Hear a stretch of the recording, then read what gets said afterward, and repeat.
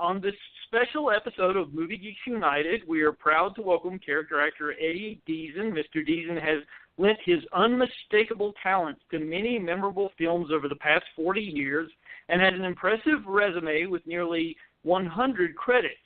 Film fans who came of age in the 70s and 80s will remember his appearances in such beloved films as 1941, I Want to Hold Your Hand, Midnight Madness, Zapped, WarGames, Follow That Bird, and, of course, the two Grease films where Mr. Deezen starred as the character Eugene. In addition, Mr. Deezen has appeared in such fondly remembered television shows as Magnum P.I., Punky Brewster, The Facts of Life, and The Fall Guy. More recently, he's become a much sought-after voice talent who can be heard in such projects as The Polar Express, SpongeBob, Rockadoodle, and even the 2015 animated Transformers series. It's a pleasure to welcome you to our show. Thank you, Adam. It's great to be here. Yeah, absolutely. We're just so excited because you're one of our favorite character actors. You really are. And well, thank you. Well, if you're talking movie geeks, yeah, I got to be in there. No question about that. Well, we really all are movie geeks. I mean, we talk about cinematographers and editors. We know them all. Okay, all eras? You go back, how far? Like, is there an era you like or a genre or anything, or just all movies? Well, I think my colleagues and I, we all came of age in the 70s. I was born in 1970, and my producer was born in 73, and my other two hosts, they were born in the late 60s, early 70s as well. So, okay. You know, we all come from that era, but we have a reverence for things before that, of course, as felt. Okay. But we, you know, those were the influential films for us. Was, you know, the 70s, and it is a golden age of filmmaking. I personally think, but 70s, yeah, there was some great stuff in the 70s. Yeah, but I'll just get you to tell us about your beginnings, how you got started with all this. We're always curious about that. So sure. Well, professionally, Adam, it was I came out to L.A. Right after my high school graduation, 1975. It was that far back, and I did the Comedy Store. I worked at the Comedy Store 3 times. I didn't like doing stand-up. I used to use cue cards. That was my earliest time I used cue cards. Even in those days, that far back when I started 42 years ago, I still couldn't memorize my lines. And then as far up you go up to WarGames, Polar Express, all this stuff, they had to give me cue cards. I couldn't remember my lines. Polar Express, I used cue cards all the way through. WarGames, they got me cue cards, but we can get into that later. And then after the Comedy Store, I did the Gong Show that year, the old Gong Show with Chuck Barris in 1976. Oh, yeah. I did a stand-up comedy routine, and I got gonged by Paul Williams. Paul Williams gonged me, and I met him about 30 years later, and he apologized to me. I saw him at an audition. I go, "Hi, Mr. Williams, I was on the Gong Show, and you gonged me." And he goes, "I'm so sorry. I really want to apologize." I go, "Don't be silly. It was a Gong Show, no big deal." But he said, "No, please, you have to forgive me." He told me he was in Alcoholics Anonymous, and they had to, for anybody they hurt while they were drinking, they had to apologize and be forgiven. So I said, "Of course I forgive you. Don't be silly." But he was a really nice guy, and he was very sincere about apologizing to me. So that was my TV debut. I got Grease the next year after that, 1977. Wow. So Grease came first, I'm assuming. Grease was my first film, yeah. Luckily, I started in a great one. Usually actors start in turkeys. You know, when you start your career, you usually do low-budget B movies, you know, really bad films. But luckily, I started at the top with Grease, so I got a good break there. And Grease got me in the union. When I did Grease, I wasn't even in the union, and Grease put me in the union. Wow, that's very, very interesting. And I know, you know, I've talked to several people who were involved in the film, and they all say that it was kind of a surprise that it became the big hit. I mean, they expected something out of it, but not this gargantuan thing. Not to this extent, yeah. That it's like the Wizard of Oz or Star Wars. You didn't expect that extent. But I thought, you know, I think, Adam, when everybody does their first one, I think they think it's going to be a hit because you're so green, you know. Then later on in my career, I do so many turkeys that bombed. I realized, wait, most films do bomb. You realize in movies, I'd say probably 90, 95, 96% of movies probably just die out. They're, you know, Harrison Ford, Tom Cruise, Julia Roberts, they're going to have hit movies. But there are so many movies done under the radar that just die out, you know, especially in those days. There were so many cheap, low-budget films, you know. But Grease, luckily, was a good film, grade A film, and, yeah, it stands the test of time. Yeah, it is. It's still good, you know, and we all watch it on a, you know, semi-regular basis. I have my daughter's 20 now, so, you know, she came of age when it was having its resurgence in the 90s, so I was able to actually take her to the theater when it got the reissue in 1998. So Oh, that's cool. Yeah, you should see it in the theater at least once. It's so cool. Yeah, and I'm sure next year's our 40th anniversary, believe it or not, and I'm sure it'll be re-released at least for a time next year. I know. I was going to say I was going to ask you if you guys had anything planned at this point, or if you're just nothing concrete. Not I guess at this point, but we're hopeful. What can I say? I do signing shows all over the place. I'm doing. I'll get in a quick plug, but I'm doing the Comic-Con in Pensacola, Florida this weekend. I'll be there, but the Grease cast, we all want to sign together next year for the 40th anniversary. Hopefully we'll get some gigs. I don't see how we won't. I think there will be some good signing shows for us next year because I'd love to see everybody. And, who knows, Adam? Maybe it's the last time I'll see him. Who knows? I know. It's sad to think about that. Yeah, we're all getting up there, Grease members are in their 70s and 60s now. That's how old we are. We weren't even teenagers when we did the film, let alone now, I know. I think about Ed Burns, he's got to be, Ed, oh, my God. Ed is 1933, so he's 84. God bless him. Wow. Yeah, he's probably, I guess he's the oldest cast member right now, the oldest surviving cast member. Right, yeah, but he's still going strong as far as I know, so good for him. I mean, that's wonderful. Awesome. I love him. Yeah, so, it's funny how they list your first credit as Laser Blast as being your actual first you know what happened there? I did Grease first. Grease I filmed the summer of 77. It was June through August 77. Then I did Laser Blast later in August, a couple days later. It was a 3-day shoot, low budget. But Laser Blast, although I did it after Grease, it was released first. Laser Blast was released March 1st, 1978. Grease was my third film released. Grease was released in June 16th of 78, and I did one called I Want to Hold Your Hand with Bob Zemeckis, my favorite director. That came out in April of 78, came out second, but it was actually my third film, if you can follow what I just said. Yes, I Want to Hold Your Hand is it makes sense. It makes sense. I Want to Hold Your Hand is one of I saw that film when I was in high school. I guess it was probably around 1988. It played in the middle of the night on my local television station, and I remember seeing it for the first time, and I thought, this is a gem. This film is great movie. Tremendous. It tanked at the box office. Like I told you, it was a good film, but for whatever reason, it just tanked. It didn't do anything. Bob Zemeckis, I knew he was a genius, my greatest director, and Bob remembered me from I Want to Hold Your Hand and wrote me, and I did 1941, of course, the next year, which he wrote, and he remembered me and wrote me into Polar Express like 25 years later. And I Want to Hold Your Hand was the first film Spielberg ever produced. Steven was hanging around on the set, and I saw him a lot. That was where I met him. Yeah, I just, like I said, it captures that, of course I wasn't alive back then, but I can imagine that it's probably a realistic depiction of those events when it was, when it was actually happening, because it seems like such and you're great in it, obviously. Thank you so much. And my kids grew up with that film too, as I said. So you're all Beatles fans? Yes, we all are. Yes. Okay. We, very much, and we quote your dialogue from selling the carpets and all of that. It's great.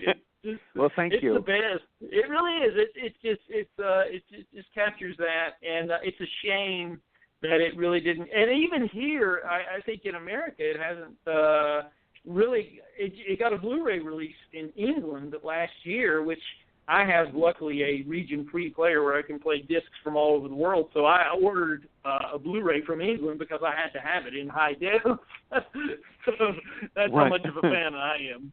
So good. It's that good. But anyway, Are there any stories about the production of it you want to say? I know a couple of your cast. Well, I Want to Hold Your Hand. Like I said, the thing that I remember, I guess in retrospect, is hanging out with Steven. Steven was on the set a lot, and there was an agreement about it, Adam, that it was Zemeckis' first film, and they wouldn't finance it. Universal Studios wouldn't finance it unless they guaranteed that if they didn't like what Zemeckis was doing, or he left for any reason, if anything went wrong, Spielberg would take over. But it never happened. Bob did finish the film. He was great. I'm trying to think. Let's see. It was a fun shoot. It was a wonderful shoot. I loved Wendy Jo. Wendy Jo, of course, I guess has passed away. She passed away a couple years ago from cancer, which was a tragic loss. I heard she lied about her age. She said she was 18. I think, believe it or not, as great as she was in that film, and she was so awesome, I think she was like 16 or 17 years old. She wasn't even 18 when she did it. So she was just so dynamite. And I followed her career the rest of the way, but I don't think she ever duplicated that performance. That was her best role. I mean, I saw her in other films and she was good, but I want to hold her hand. She just knocked it out of the park, you know. I know she is great, and I know Zemeckis used her again in Used Cars, you know, to great effect, I would say. But yeah, she was great, and I know another one of your castmates passed last year, Teresa Saldana, unfortunately. Teresa, who was great, yeah, Teresa, yeah, she was very nice. Sadly, I do miss her. I did love her, and I hadn't seen her in ages.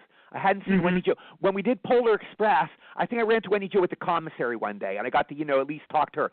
Teresa, it was one of those weird things. I was just walking down Hollywood Boulevard one night. This is maybe like 30 years ago, and I happened to see her. She had a beret on, a Bonnie and Clyde white beret. And I remember I saw her, and I hugged her, and that was the last time I saw her. But we hadn't really kept in touch that much. But, yeah, sadly, it happens. Yeah. Yeah, Wendy Jo was much too young, though. She was way too young. Oh, I know. It was so shocking. I remember when that happened. I remember, seeing the obituary notices, and I couldn't get over it. You could have knocked me over with a feather. I was just bored. She was so full of life, so imbued with the elan vital, the spirit of life, and everything she did. Just and terrible. I know that Nancy. As you were saying. Yeah, Nancy I saw last year. We did a signing show together. I did Chiller Theater. I signed at in New Jersey last year, and I saw Nancy there. And she's as lovely and beautiful as ever. I mean, I love her so much. We hugged and we got to reminisce a little bit, but she's just as gracious as ever. Everybody loves Nancy. Oh yeah, she's had quite an interesting career as well, and I know that she had a great career.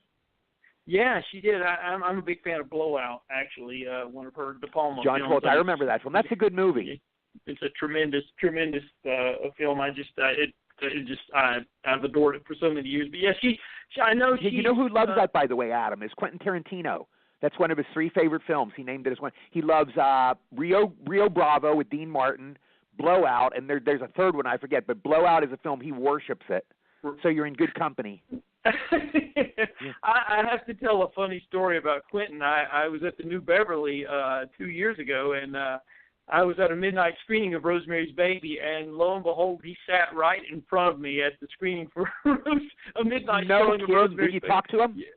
Yeah, I did afterwards, and it was so funny because I got to listen to him make comments during Rosemary's Baby, so it was almost like watching Rosemary's Baby with a Quentin Tarantino audio commentary. It was kind of a surreal experience, I have to tell you. Because at most films, Adam, you hate that. You hate somebody talking. But you're right. You sit by Quentin Tarantino. Yeah, I want to hear him talk. Let him talk. You want to hear the commentary. But if there's one thing that bugs me is if it's a great movie, I don't want to hear people talk. Shut your mouth. I want to hear every little bit of this film. I know he was laughing every time that Ralph Bellamy came on screen as Dr. Saperstein in the film. He kept laughing out loud. Right? There's a great story, Adam, about years ago with Groucho Marx. He went to a movie and they were there, and he was making comments all during the film. They didn't know he was there. And the audience goes, shh, be quiet, shut up, And then one person said, he goes, who do you think you are, Groucho Marx? They said, that's literally. And then he gets out of the movie, and then the lady sees, she goes, you're Groucho Marx. I can't believe. And he goes, oh, you didn't want me to talk before. I'm not going to talk to you now, he said, or something, But it really did happen. Oh, that's great. That's terrific. Yeah, he's interesting. I didn't want to gush over him or anything like that, but we just talked about movies. We stood out on the sidewalk at about 2:30 in the morning talking about what he was doing with the New Beverly, and he was real interesting. He seems like a nice guy. He seems like a friendly, nice guy. Yeah, he is, and we met on common ground because we both love film, obviously, and so it was an easy conversation. It wasn't strange or anything like that. But anyway. Right. So I'll move on to some other things on your resume. Sure. Of course, 1941, love it. I know. Thank you. I missed that. Again, we talk about time. John has been gone 35 years. John Belushi, I loved. Yes. He's been gone 35 years. That's hard to believe. I know. That movie has such an amazing cast. Just one of the great casts ever, yeah. Yes, great character actors. With Slim Pickens, and a lot of his stuff got cut in the original theatrical cut, and it's thankfully been restored on video. The stuff where he's cutting with Christmas trees that Japanese disguised as Christmas trees. Right. That's great stuff. But you're great. We always quote the line, It's going. Right. You know my story about getting sick, right? Did you ever hear that story? Well, tell it again because I think our listeners will appreciate it. Okay, well, I spent, 1941, I spent pretty much the whole film on the Ferris wheel with Murray Hamilton, who's a wonderful guy. But anyway, one day Stephen was really whipping us around fast. I think we needed you watch the movie, and there's one shot where I think it's probably where we're rolling off the pier in the Ferris wheel, and Stephen was whipping us around while we were filming. And anyway, I had bad motion sickness, so I started feeling nauseous after Stephen was spinning us around for that time. And I got sick, and Stephen let me off the wheel. He goes, "Go lay down in my dressing room." So Steven's secretary took me, and she laid me down in the dressing room. So I'm laying down in Steven Spielberg's bed in his dressing room. I'm feeling sick. Then I go in the bathroom. I threw up. I go, oh, my God, I just threw up in Steven Spielberg's toilet. I go, this is one of the highlights of my life. It's always been one of the highlights of my career that I threw up in Steven Spielberg's toilet. It's the best. It really is. It's one of my favorite moments of my career. I've heard, I don't know how true it is, and I might have seen this in the documentary on the making of 1941 that Laurent Boutsero put together back in the 90s for the Laserdisc, but I think somebody said in that film that Murray Hamilton was really aggravated as he seemed in the film. He really was. Oh, really? Yeah. Well, you know what it was? No, he was a big-time smoker, and he had a hard time breathing up there. And Stephen would have to let us down every few minutes. Literally, we'd get down, and he had oxygen tanks. And Murray would have to, and he'd literally take oxygen. Then we'd go on the Ferris wheel, and he'd send us back up. And then, after an hour or so, we had to go back down. Murray would get more oxygen. He literally couldn't breathe up there. So he was, I guess that kind of added to the aggravation, I guess, Besides me, being so annoying in the film, bugging him. That's what makes it great when you pull the dummy out. That's oh, too thank much. you. Yeah, my old pal. I guess they made that especially for the film modeled after you, of course. Which I think is and people always ask me what happened to him.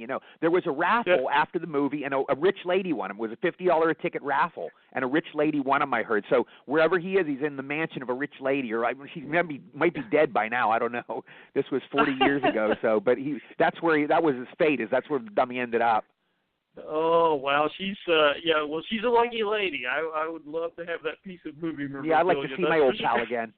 No, really. But yeah, it's such a great film, and like I said, I think it was unjustly.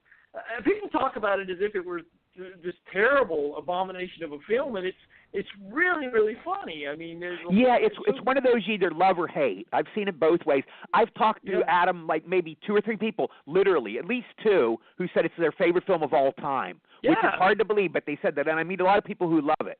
Maybe they're just being polite to me, but the cast alone makes it great. Seeing John Belushi on film makes it great, and it had its moments, and it's Spielberg's only comedy. It's the only comedy Steven Spielberg ever did in his career, so it's kind of historic. And the privilege of working for Steven Spielberg is great. Here's another great story. I don't know if you heard this one, but I was on the set. I was 22 years old.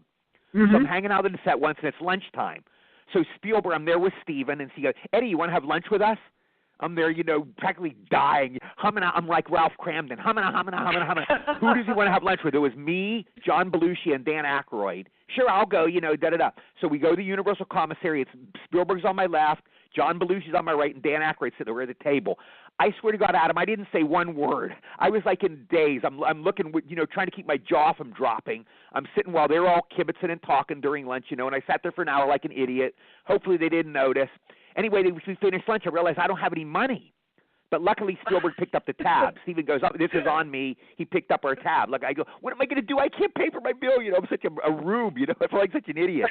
But luckily, he picked up the tab. But that was the coolest lunch of my life. Even though I didn't say anything, it was the coolest lunch of my life. Right.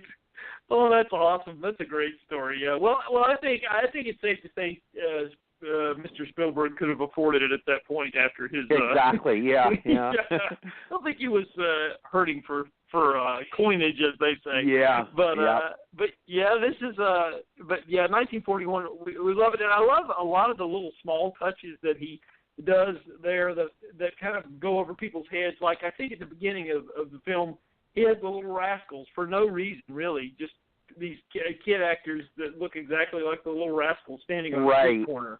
And there's just small touches, and it's like, wow, this is just and the sequence inside the big dance sequence is so incredibly choreographed. Yes, it is. Yeah. That's just it's great. But anyway, we'll move on to Midnight Madness, which I know has a cult following. Another great cast. Yes. Look at the people who came out of that film.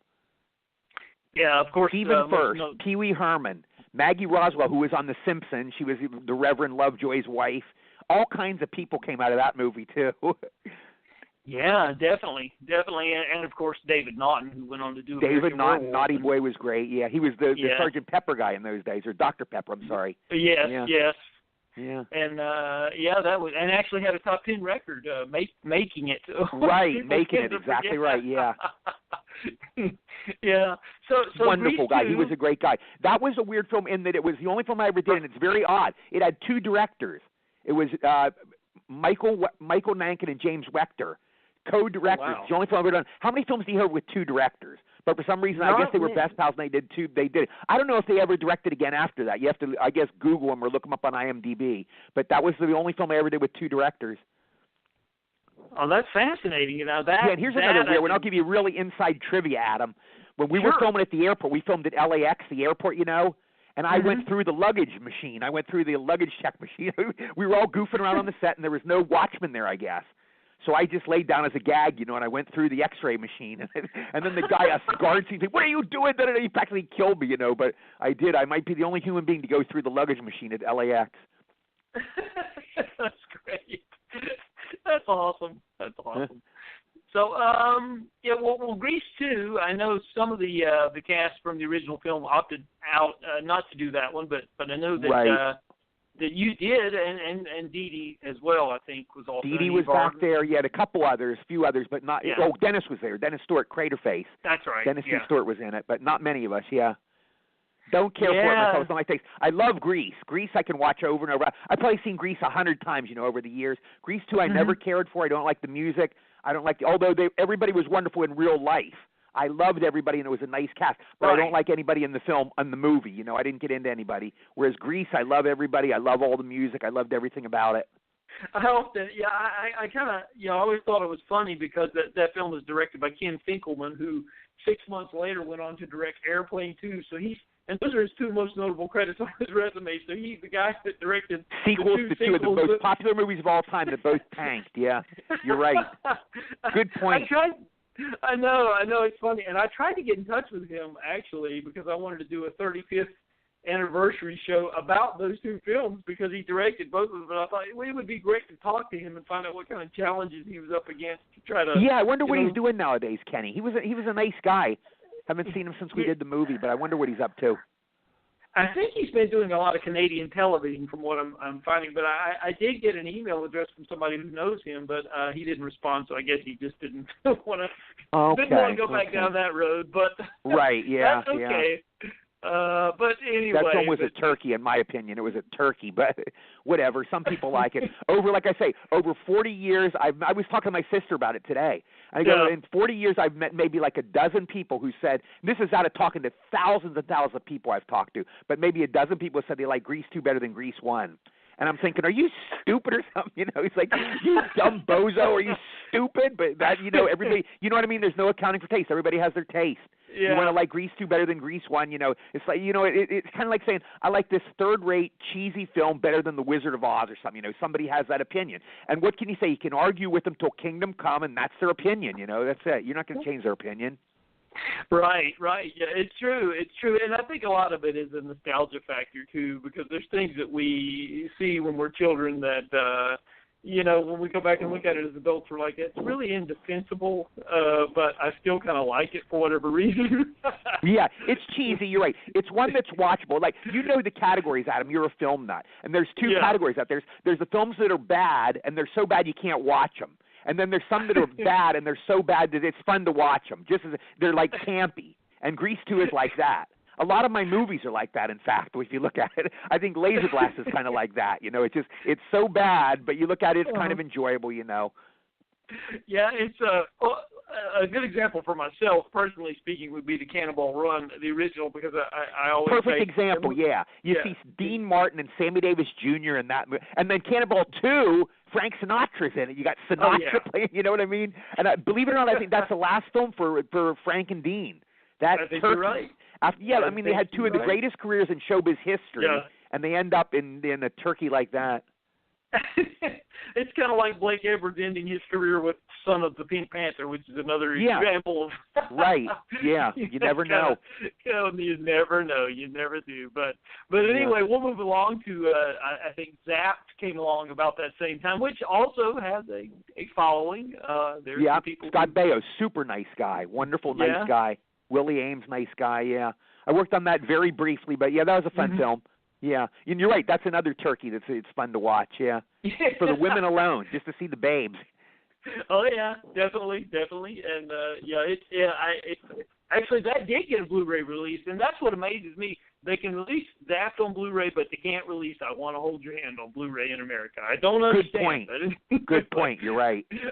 I don't get it. But anyway, so WarGames, you were in that as well. We've had John Badham on our show multiple times, so he's and John wasn't my director. I started it. I started it, Adam. Marty Bress was my director, who later did Beverly Hills Cop. Marty was, I forget, Marty, I think he wrote Fast Times at Ridgemont, or he was in Fast Times at Ridgemont High. But anyway, Marty Bress was a wonderful guy. He directed me in WarGames, okay? And they fired him after the first 14 days, 12 or 14 days. They didn't like his rushes. They didn't like his dailies, so they fired him. But I did my scene with him. It was Matthew Broderick. I think it was his first film, either his first or second film. And I went in anyway. I kept screwing up my lines. The line is now, I use the word data encryption algorithm.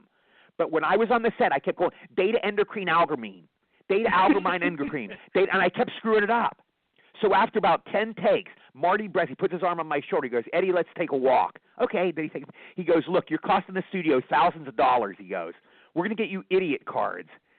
You're going to read your lines off these idiot cards, and we're going to get to it. So he wrote up my dialogue all on the cards. And if you watch WarGames, you'll see me. I'm reading my lines off idiot cards. It was the first time I ever used cue cards. And I got through the scene like that. And I go, this is great. I love idiot cards. And then later I used them. I like all my Fred Olen Ray films, I use cue cards. Zemeckis got me cue cards. I used them all the way through. And luckily they left my scene in. When I heard Marty was fired, I go, there's no way they're going to have my scene. But they left the whole scene in with Maury Chaykin and I. Maury, I love too. Maury passed away, about 2 or 3 years ago. He was a wonderful guy. Yeah, great character actor. Yeah, I knew that somebody was replaced on WarGames because I knew that was Marty. Yeah. Yeah, I knew Badham was not the original director, but I could not remember who it was, and so because I know he took over and he had already just completed Blue Thunder, so he had like 2 films that came out within a 2-month stretch there, I think, because so it was amazing. But I see another one that you did around that time, and I love your character name in this one, Sphincter in A Polish Vampire in Burbank. Yes, that was the only non-union film I ever did. I did it as a favor. Wow. And I walked off the set. I'm doing it for no money. So one day we finished the scene, and I go, okay, give me my ride home. And then the director, I forget his name. He was a nice guy, though, but he goes, just wait around. I'll give you a minute. And I got furious. I go, I'm doing this film for no money, and they don't even give me a ride home when I went. So I walked off. I said, I'm not going to do this anymore. And I walked off set. Then they got a replacement for me. Or they did a double with me, I think. Like, remember Bela Lugosi in Plan 9 from Outer Space? They got a look-alike for me. And I wasn't in the film, but I think they had a look-alike, and they finished it that way. But anyway, I got in trouble with Screen Actors Guild for doing that movie, because if you work non-union, and you're in SAG, you get in a lot of trouble. And I got in, they had a big trial, and I was really scared. They go, don't you ever do this again, or we could throw you out of the union. And I had to, swear I'd never, and I never have. I've never worked non-union again. But that film got me in a lot of trouble. Yeah, all for nothing, really, in the end. Yeah, all for a nothing film, that's for sure. Unfortunately, I mean, it was, but you never know. You never know. It's the luck of the draw. But you take your chances, and sometimes all the great elements can be in place, and it just doesn't work out. You'd never know. But Surf 2, and I remember when this came out, because it was always strange. I remember the Leonard Maltin review said, the funniest thing about this film is there was no Surf 1. Exactly. It was in the Guinness World Records when it came out, the Guinness Movie World Records book. It was the first movie that ever was a 2 or a sequel that there was no original, and that was how Surf 2 listed it. And then later somebody else stole the gag. I think Leonard Six or something did it, but Surf 2 was the first movie to ever do that. Surf 2 was great. I loved doing Surf 2. Lots of cute girls. I had a ball on the set. I loved it. Ruth Buzzy. Everybody was wonderful in the cast. Morgan Paul was in it. There was the guy in Patton, remember? Patton's assistant in Patton. Morgan was great. Yeah. Yeah, and I remember it being, it's definitely a guilty pleasure for me, and it's a guilty pleasure, exactly right. Yeah, I like. Yeah, it has a lot of laughs in it. Surf 2 has a lot of laughs. I think it's one of my better B movies. Mm-hmm. It's one of my few starring B. I think I've only been the first billed in about 3 films. That's one. I got billed later in Mob Boss with Morgan Fairchild, which is a great movie, great B movie too. But those are maybe the only 2 films I ever top billed. Oh yeah, and by the way, I spoke to Jack O'Halloran the other night. He said to be sure and say you hello when I. Oh, Jack was a wonderful guy. I loved working with Jack. He was great. I got to work with all those old, character actors. What was the guy's name? Mike Mazurki. You remember him in all the early movies? He was like always a criminal. Do you remember him? Oh yeah, Mike Mazurki. That was his last movie. Surf 2 was his last film. Oh, I had no idea. Yeah, and I did my big speech, and I was real nervous being around him. He was a great guy, but it's like this face. You've seen him all your life. He's done like 400 films or whatever. Mm-hmm. And he calls me over one day. He goes, yeah, you did a good job in that speech. I did my big speech, and he was there. And he goes, you was good. You did a good job in that speech. It was really good. And that was his big compliment. I go, thank you very much, Mr. Mazurki. I was really, like looking at this old classic face. Oh, that's too funny. That's great. Yeah, so I know you did a voice in Follow That Bird, of course. Follow That Bird, yeah, we did in Canada. We did that one in Canada. And I've worked with 2 films with Sandra Bernhard. She was in the Whoopie Boys originally, but she walked off the set. She wasn't happy there, and she left the Whoopie Boys. But that was where I met Sandra. We weren't friends at first, and then Sandra and I got to be friends. She was actually very nice, but we weren't friends at first. And, I met Mac and Jamie on that. I'm thinking $1 Million Mystery. I'm sorry. My mind's switching over. There's so many B movies. But, yeah, I worked with Sandra and Follow That Bird, and I met Lorraine Newman, who I love. We're friends to this day. I love her. I met her in Follow That Bird. She was wonderful. And, of course, Kathy Silvers, Phil Silvers' daughter, was in that, who I love, too. We keep in touch through Facebook. We're all still Facebook friends. That's amazing. I didn't realize that Phil Silvers, I knew that, but I'd forgotten about it, that Phil Silvers' daughter was in Kathy's daughter, right. Yeah. I know there's another. The next one here on your resume was The Long Shot, which I Tim Conway, who I love. Tim Conway was a childhood hero. The Long Shot, I don't really do anything. I'm in for about one real brief bit. I don't think it's even funny. But the honor of it, of course, was working with Tim Conway. And then I later did about 3 Dorf films with Tim. And he's the nicest guy in the world. He's just a super great guy. And he was a huge hero to me when I was a kid. I loved McHale's Navy, was my favorite show when I was growing up. Yeah, he's great, and he's still going, still funny as ever. Still going strong. He's the same age. You talk about Ed Burns, same age. Tim is. I think he's going to turn 87 in December. It's amazing. It's just amazing. Wonderful guy. Another amazing thing about that film was that it was executive produced by Mike Nichols. Oh, is that right?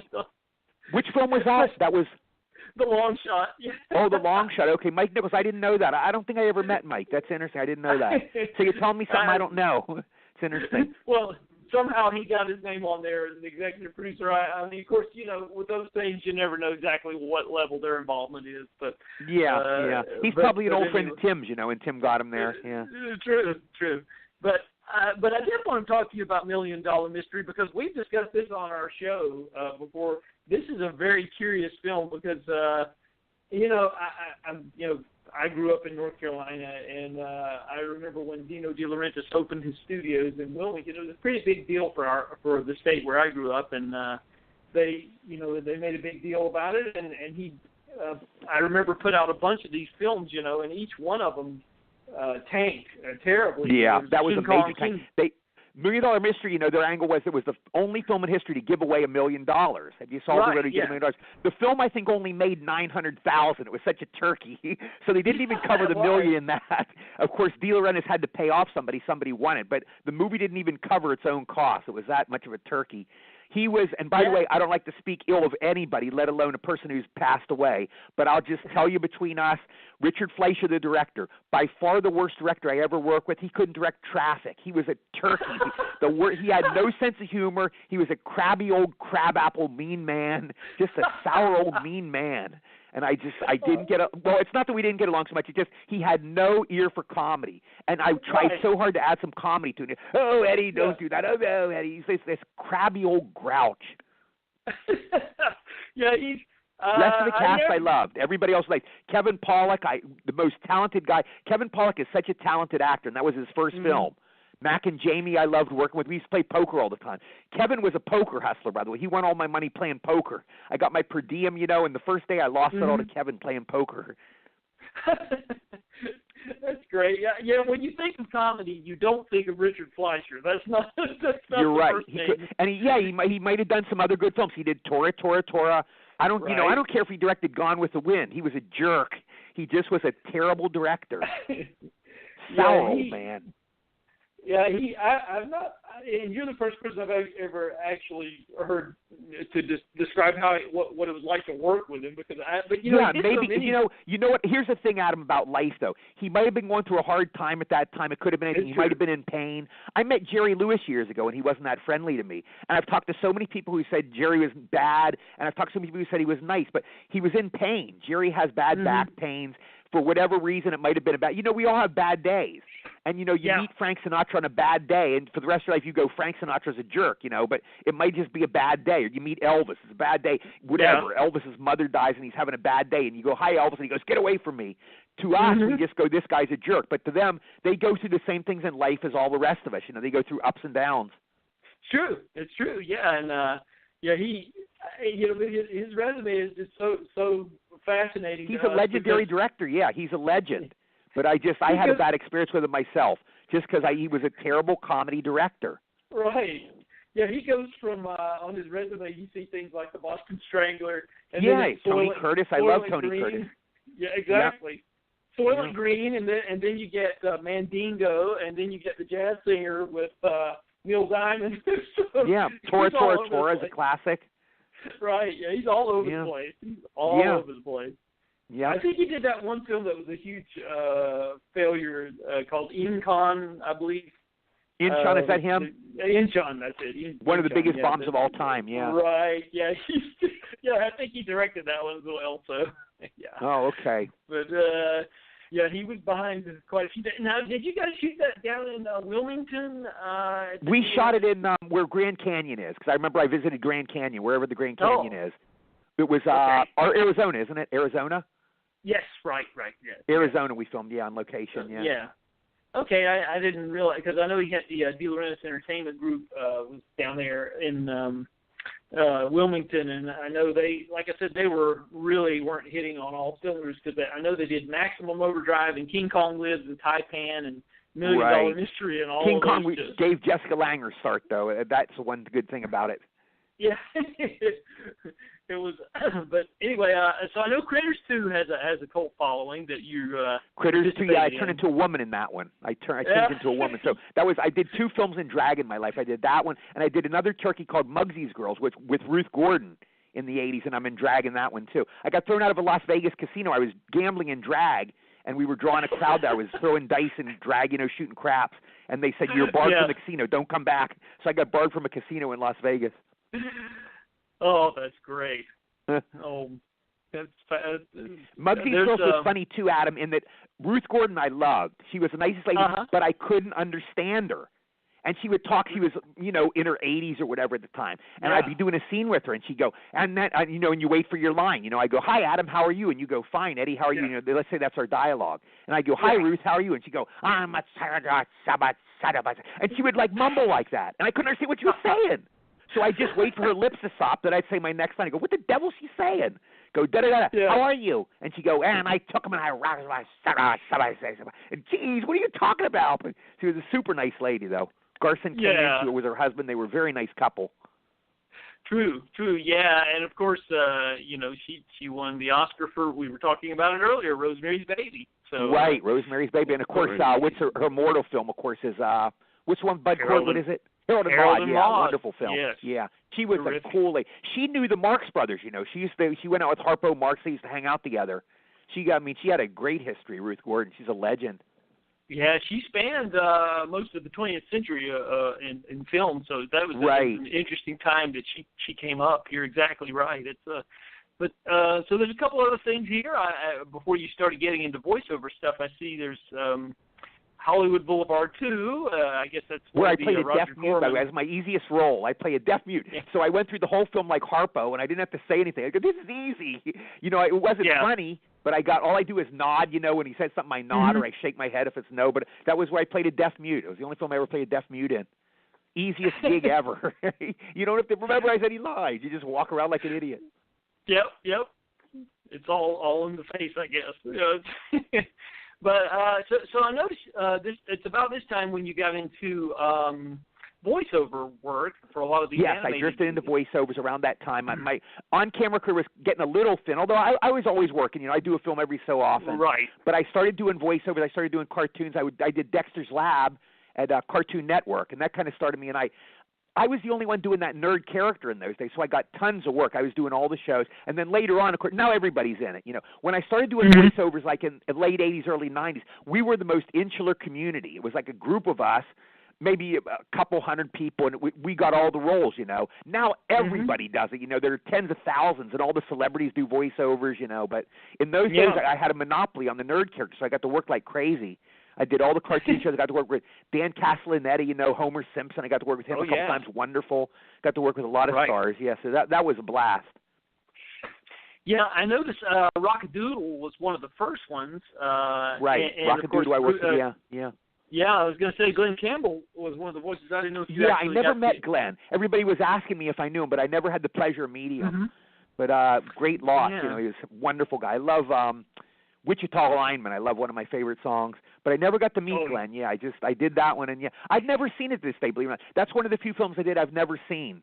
That's interesting, yeah. Don Bluth was the director on that. Don Bluth, right. Super nice guy. Great guy.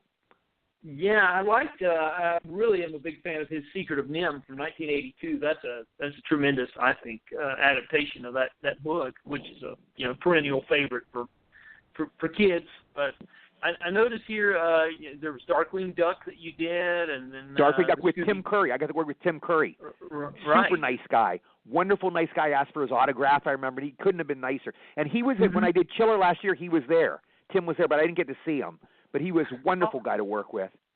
Well, that's great because I know he's had some health issues, and I'm glad he's rebounded from that. In fact, he's doing a signing show I saw. I think in December he's doing a Comic-Con or something. So he's still there.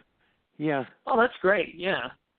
There's and of course you were in the Weird Al show. There's quite a few episodes. Weird Al, I played the wall. Yeah, I played the guy on the wall or something. I did about half dozen or a dozen episodes of that. Yeah.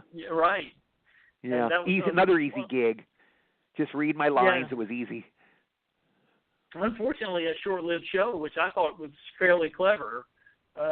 Which most of Weird Al stuff is. It tends to be. I'm a fan. So, but So there's and of course. Polar Express, obviously. Polar Express, working with Hanks. My favorite actor, Tom Hanks. My favorite director of all time, Bob Zemeckis. So that was the coolest ever. I went in, I did a screen test. I didn't know Hanks was in it. So I get on the set the first day. They go, this is what it's like. It's a new process called motion capture. I'd never seen it. We all looked weird, This was a big deal in those days. It was the first motion capture film. But I heard a voice. I saw the film. It was Tom Hanks. I go, that sounds like Tom Hanks. So I go, is Tom Hanks in this film? Yeah. So I go out. The first day, he goes, the guy takes me aside. I think one of the producers. He goes, Tom is like a big overgrown kid. Don't even worry. So Tom Hanks comes bouncing in the room. There's like 100 of us in this room. Everybody was there, cast and crew. He shakes my hand hi, Eddie, I'm Tom. And I'm like, no blank, Sherlock, Yeah, like I don't know you're Tom Hanks, But he couldn't have been nicer. All through the shoot, he was the nicest guy ever. We finished the shoot, the last day of the shoot, Adam. He goes, Eddie, I hear you're a baseball fan. Yeah, I am. He goes, I have box seats at Dodger Stadium. You want to come to a game with me? Are you kidding? Then he took me to 3 Dodger games. I got to go to 3 Dodger games with Tom Hanks sitting in his box seats at Dodger Stadium. Nicest guy ever. Oh, that's great. That's awesome. I talked I'll to tell you Jack the O'Halloran. best Tom. Oh, go ahead. No, I was just going to say Jack O'Halloran said the same thing when I talked to him the other night because he was the villain in Dragnet, of course, and they had, they were together in that film. He said the same thing. So anyway, he's just as you imagine him. He's just that nice of a guy. I'll tell you the best Tom Hanks story. I'm on the set one day, okay? Tom and I were being made up. And, we're in makeup together. And Captain Kangaroo had died that day. Bob Keeshan had died, the guy that played Captain Kangaroo. Right. Tom and I both grew up with Captain Kangaroo. We loved him. So Tom and I are sitting in the makeup room talking about Captain Kangaroo, how much we love. And I was real bummed out, because Captain Kangaroo died. So I walk down the steps of the makeup room. I'm done my makeup, and I get out. Tom Hanks comes bouncing down the steps of the makeup room. it's all alone. It was just me and Tom Hanks. It was a bright, sunny day, and Tom Hanks sings me the Tom Terrific song. This was a character on Captain Kangaroo. He sang the song word for word perfectly. Goes, I'm Tom Terrific, and da da da, and however the song goes. But Tom sang me the whole song. So I'm sitting there looking at Tom Hanks. I go, this is not surreal. Tom Hanks is singing me the song from Captain Kangaroo. So he sings me the song. I was so overwhelmed. I go, I couldn't think of anything else to say, Adam. So I go, you know what? You're a great guy. And he just smiled and walked away. And I'll never forget Tom Hanks singing me the Captain Kangaroo song. That was one of the coolest moments of my life. Oh, that's nice. That's very nice. He was that kind of a guy. He was just that cool of a guy. I know it's in this age of scrutiny that we live in. Nobody seems to be able to come up with anything bad to say about him. So that's an excellent point. You're right. There's never been anything bad said about him. Yeah. The most telling thing they go if he ran for president, they go, there's talk. It probably won't happen. But they go, Tom Hanks can run for president. They go, he would be elected in 50 states. Everybody, nobody's going to not vote for Tom Hanks. Everybody loves Tom Hanks. I think you can get the most conservative Republican, the most far left liberal. Everybody would vote for Tom Hanks. He's just the most likable guy in the world. Yeah, I think he needs to consider running next time. I think that may be our he'd win in a landslide. I want, and you know what, Adam? I think he'd be a good president. He has such a good heart. He's such a good-hearted guy, and he's a smart guy. I don't think he'd be a stupid guy. I think he'd be a great president. I'd vote for him in a heartbeat. I'd vote for him in a second. Oh yeah, I don't think there's, like you said, I don't think there's many people who would not. Yeah, I think everybody from both sides. You know how we say the country's so divided? I don't want to get political on you, but the country's so divided, and they'll never come together. I think Tom Hanks could get everybody united. I think really the most far right or the far left guys, the most extreme, would all vote for Tom Hanks, and I think he would be a great president. So it's an interesting idea. Yeah. Just phase out the acting career and move into something else. Yeah. I mean, what's there left to accomplish? He's left us with 20 or 30 great films. He's left us with his great legacy. He's accomplished everything. He's won 2 Oscars. Get into politics. That's probably the only thing he hasn't done. Very true. Very true. Yeah. Excellent point. Yeah. So, I noticed, here of late, you're doing some really interesting and varied works, such as SpongeBob, of course, still. SpongeBob, that was my last film. I did the last SpongeBob film. He's an old friend of mine, Tom. Tom Kenny's a great guy, and I did a couple episodes of the show, and I did one TV movie of SpongeBob, and that was my last job. In fact, I worked with Tim Conway again. We're in the end credits. They go, where are you in the film? We're not actually in the film. We're in the end credits. You'll see 2 seagulls in the end, and that's me and Tim talking at the end. That's us as seagulls. Yeah, my like I said, my kids were big fans when they were younger, especially my son. So of SpongeBob for me. Yeah. It was inescapable in our house, but yeah, you could.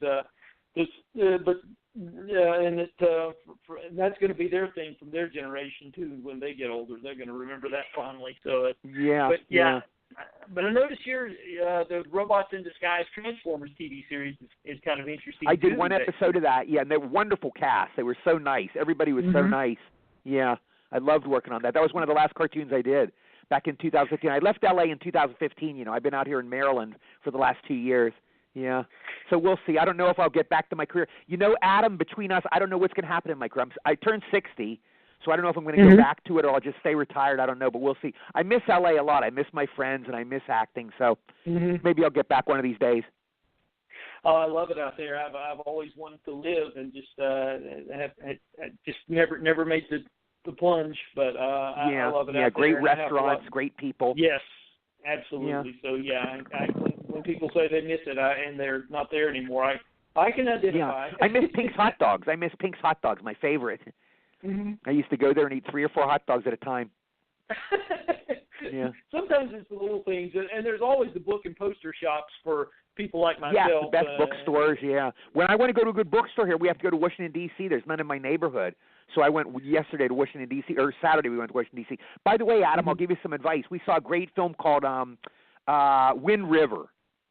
It's called Wind River with Jeremy, what's his last name? Jeremy Renner, I believe. Is in that. Jeremy Renner, yeah. See that film. It's the best film of the year. I predict he's going to win the Oscar. Mark my words. He's going to win the Oscar, and I predict it's going to win for best film. Yeah, that's written and directed by the guy who did the Hell or High Water. Hell or High Water. And you know what? That was my favorite film of last year. I loved Hell or High Water. That guy's It a certainly- genius. Yeah, it made my top 10. It certainly made my top 10. It Yeah, I wasn't love that number movie. one, but it was up there. It was definitely. What was in your there. favorite last year? Last year, my favorite was a documentary that I saw that I don't think too many people saw, but it completely blew me away. It was called Tower, and it was a drama. It was a documentary about the 1966 shooting at the University of Texas.